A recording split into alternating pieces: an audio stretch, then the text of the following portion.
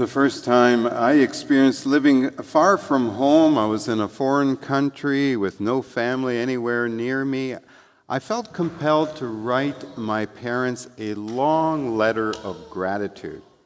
Now, perhaps you've had a similar moment in your life when you recognize that behind your parents' love and care for you, there were lots of sacrifices. As human beings, we know we are loved, especially when another person sacrifices for us.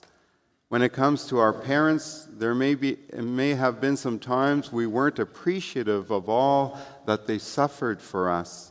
But when we truly recognize their sacrifice, our gratitude deepens, our love deepens for them, and it changes the way we relate to them. Recognizing our parents' sacrifice for us changes and deepens our relationship with them. Today we focus on Jesus' sacrifice for us so that our love for Him and our relationship with Him can deepen. Jesus was betrayed by one of His closest friends, abandoned by the others, mocked by the crowds He had ministered to. He was falsely accused by the authorities, and He allowed Himself to be condemned to the most humiliating and excruciating death of the day. We heard of these events being prophesied in our first reading by the prophet Isaiah over 500 years before Jesus' birth. In one sentence, the prophet sums it up. He wrote, "But He was wounded for our transgressions, crushed for our iniquities. Upon Him was the punishment that made us whole, and by His bruises we are healed." There's no getting around the fact that Jesus was unjustly punished and wounded for our sake. But as the prophet says, His sacrifice made us whole. To be made whole is to become who God created us to be children of God, to be in that close and intimate, loving relationship with God. Now we're going to celebrate that fully in just hours from now at Easter, but today we want to focus on the sacrifice that Jesus made for us. Now, yes, of course, Jesus made that sacrifice for all of humanity, for every single person that has ever lived and for every person that will ever live. But today we need to recognize that Jesus made that sacrifice for me, right? That He had each one of us personally in mind when He allowed Himself to be unjustly punished.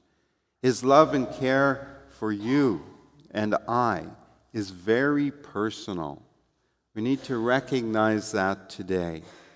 And it was made visible. It was made so clear, His love for us on Good Friday.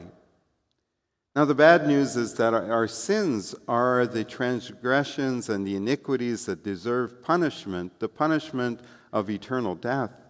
And no human power could ever reverse the power of sin and eternal death.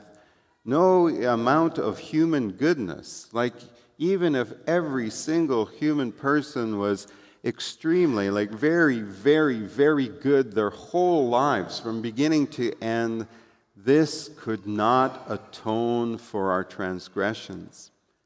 The good news is that Jesus, who is both God and man, could atone for our sins, and in His love and care for each of us personally, He went to that cross.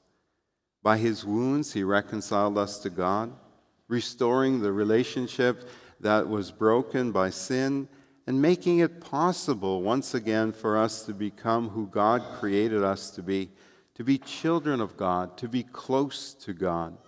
Only Jesus, who had the power over heaven and earth, could do this for us.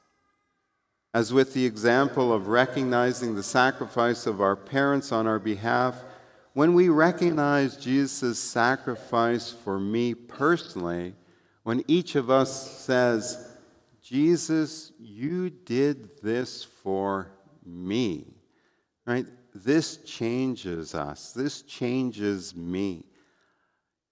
You know, I come to know a little more fully how much I am loved by God. When I say, Jesus, you did this for me, my gratitude for him deepens. My love for him deepens. And it changes the way I relate to him. And I can't help but say, Jesus, I want to follow you. Jesus, I want to live for you. Because Jesus, you did this.